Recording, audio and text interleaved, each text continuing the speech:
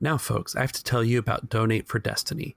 Dicey Cantina is proud to join the Donate for Destiny team supporting Child's Play charity. Child's Play provides toys and video game consoles to hospitals and domestic violence shelters in order to make a children's stay a little bit more comfortable. For every $4 you donate, we will add a light side Destiny token to our Destiny pool for our players. If you donate $10 or more, you get to decide whether the Destiny pool is all dark side or all light side. With every donation, we will read your custom message during the start of the next available recording with our crew. Want to send a message to your friend? Introduce an advertisement of your own podcast? This is your chance. Donate for Destiny is the brainchild of Mark from Coruscant Knights fame, but every good deed deserves a little friendly competition, so be sure to visit our donation page in the show notes for more details. And for this series, we have two special guest stars. Joe from the New Republic Radio and Mark from Coruscant Knights will be joining us for Capo to Capo. These guys were a blast to play with, and y'all are in for a treat.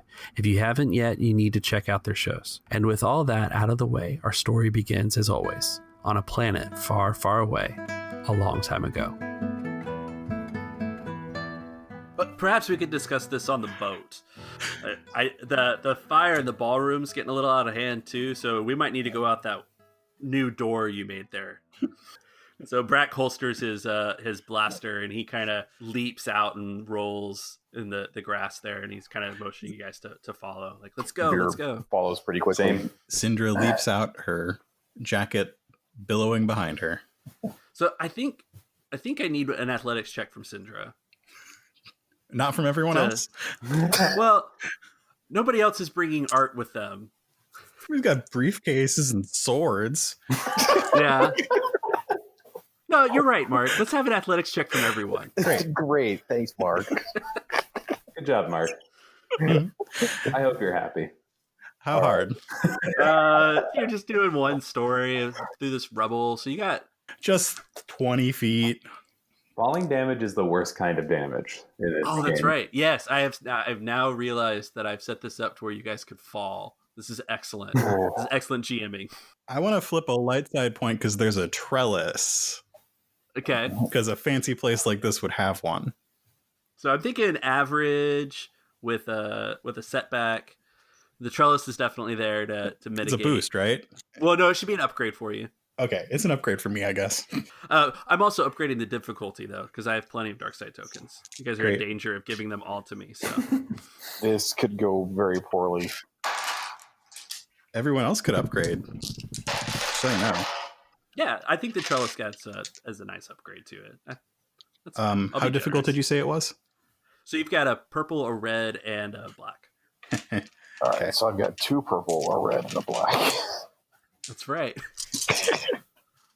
Okay, and one upgrade. I can use the trellis as well, right? Or you said everybody else? All right, good. As one failure. Oh, no, that's 3 failure. Ooh, 4 successes, 2 threats. So Lo just like walks off the balcony. And just straight steps down. Yep. Suffers a couple of strain as he hits the ground. Great. Yeah, the other 2 you kind of don't land at all. You flop on the ground, kind of spread out there, and suffer 2 strain. So everybody suffers 2 strain. All right. Oh, that's it? Okay, cool. All right, that's not too bad. Yeah, I mean, if I knock you guys unconscious now, I'm just gonna drag you to the boat. So. Right, you're just making more work for yourself at this point. So Sindra takes the trellis down and leaps at the last second and twists her ankle. Not fun. I think she hears a kind of a distinct crunch from one of the sculptures in her pocket. Oh, thank goodness. Yeah. At least it wasn't the ankle. Yeah, buried the lead on that one a little.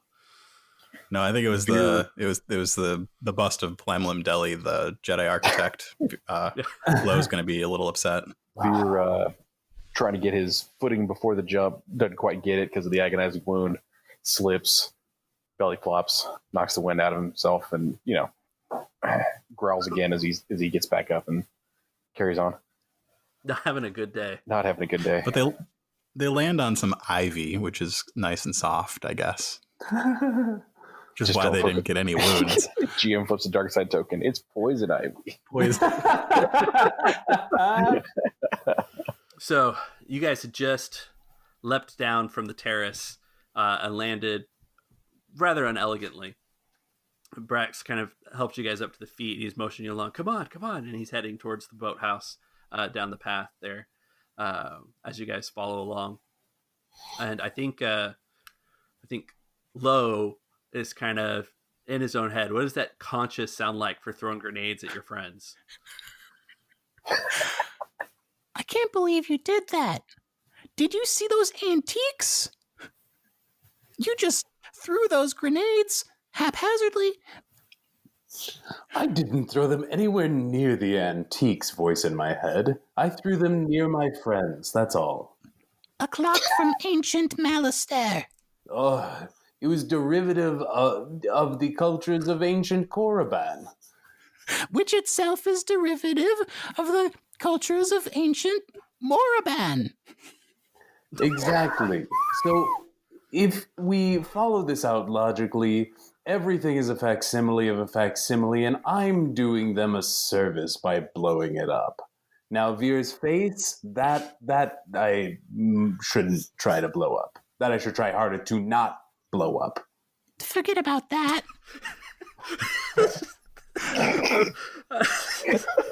I expected more admonishment from the conscious, but this makes sense. This gives some insight into how Lo's mind works. He has to actively, consciously think about protecting his friends. That's why he talks so slowly.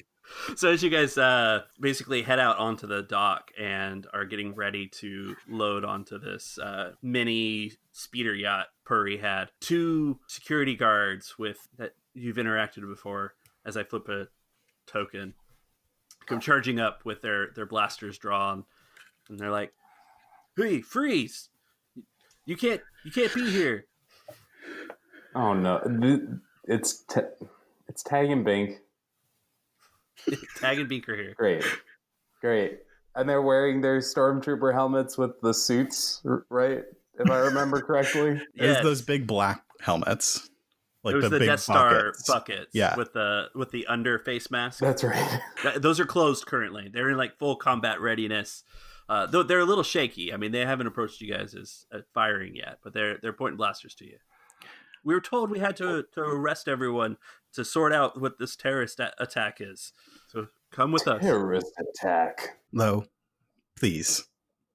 I'll tell you what, Chief. Since we're not supposed to be here, we'll just leave. You guys, good job. Keep it up. That's the opposite of what we were told. But you just told us we're not allowed to be here, so Veer. we have to leave. So we're leaving. Veer. So you guys have The done your boat. job. You're not allowed to be on the boat. Veer. Well, the sooner you let us go and launch off the shore, the sooner we'll land and get off the Lo, boat. Veer. Let me do the talking, please. Yes, Sindra. Sindra raises her hands and takes a step forward. Gentlemen, Thank you. it would come to you as no surprise to you at this point that the 3 of us are with the Rebel Alliance. Are you surprised? Is that a real gasp? They had no idea. Their blasters lower just a little bit as their heads kind of cock to one side like a puppy, and they look at each other and they're like, "We thought you were with the arms dealer." No, we're not with Kishtukadi. I'm not even sure if Kishtukadi's still alive. It was a kind of silly name. It's a real name. He was a real man. Well, it's a real person. He makes God, these small are arms stupid. for those with small arms. You 2 seem like good soldiers. And the rebellion can use good soldiers like you. Would you like to come with us? Roll.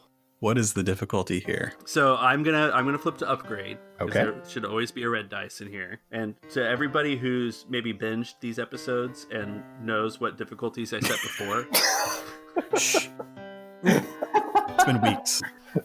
So average upgraded once. Okay. I will be suffering 2 strain to use my beguiling pheromones, which upgrades my ability once. That's right, because she's a Falleen. I will be suffering one more strain to use Congenial, which downgrades the difficulty of a charm or negotiation check. What? Where's my red dice? Do you have a setback for me or anything? Man, I want to argue that you have a setback, but as soon as I say... Please give me a setback. Yes, you have a setback. I use Kill with Kindness to remove that setback.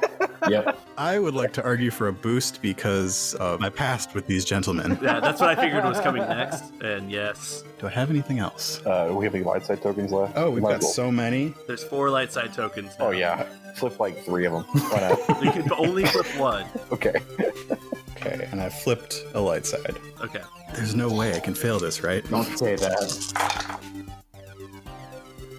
3 successes and an advantage. Yeah. All right, that's just enough. You're going to need a success per tag and B. The advantage is that there's totally room on this boat Yes. for all of us. Okay.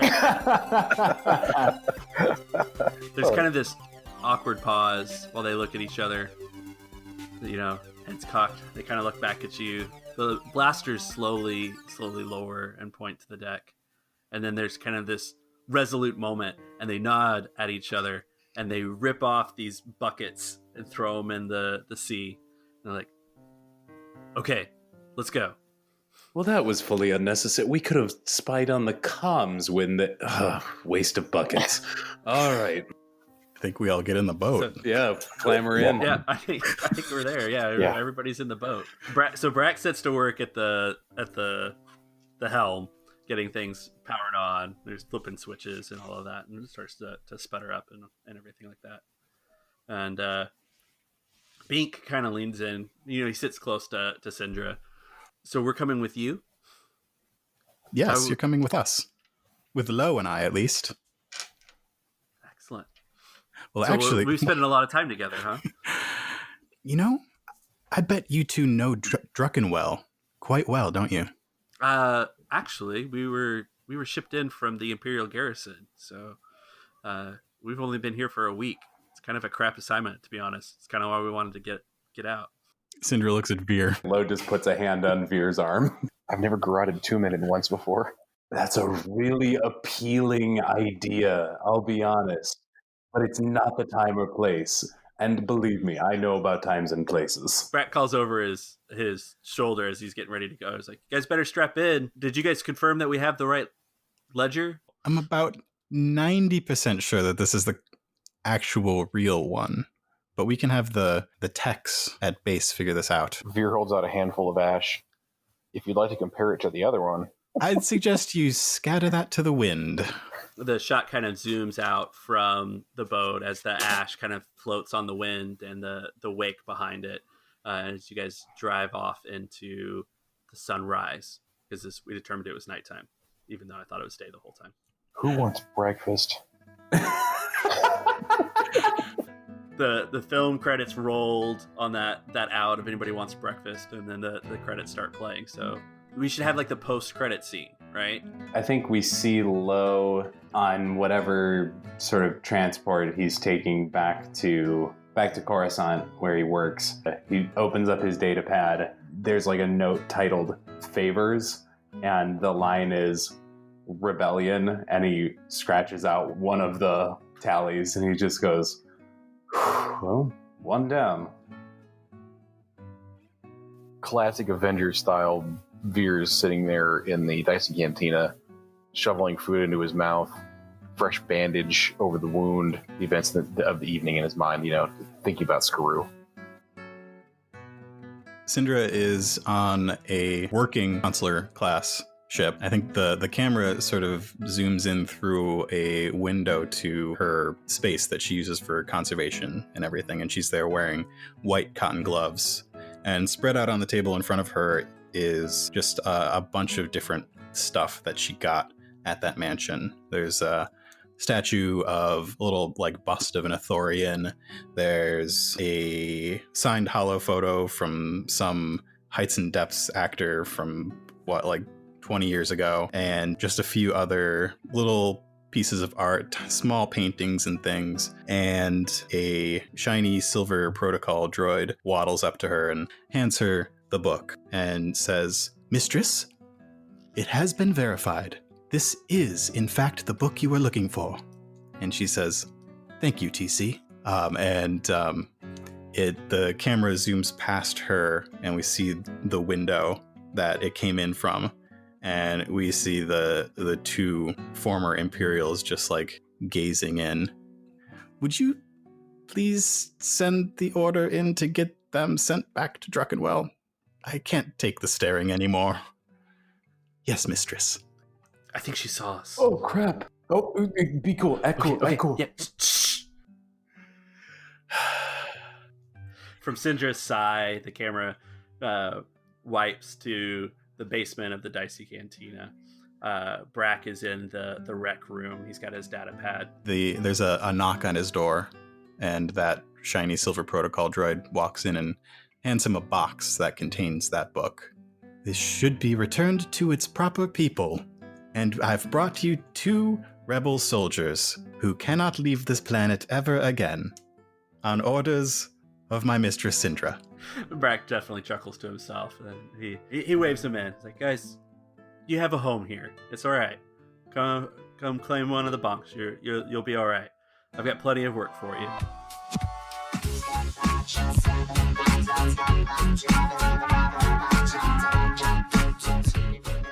That's all for this week, and I want to say a special thank you to Mark and Joe for joining us. Be sure and check out their shows for more lovable antics. I know I will. If you're enjoying the show and want to help us grow, tell us about it on Twitter at Dicey Cantina, or drop us a line at diceycantina@gmail.com, or send us a voice message over at anchor.fm/dicey-cantina. We may even play those on air. Of course, subscribe and rate us on your favorite podcatcher and YouTube. And don't forget about Donate for Destiny. Muck about with our Destiny pool and help children in difficult medical and familial situations have a little bit easier time through Child's Play. The Donate for Destiny team can't reach our $500 goal without your help, so please give if you can. Links all are in the show notes, and we'll see you next week in the Dicey Cantina.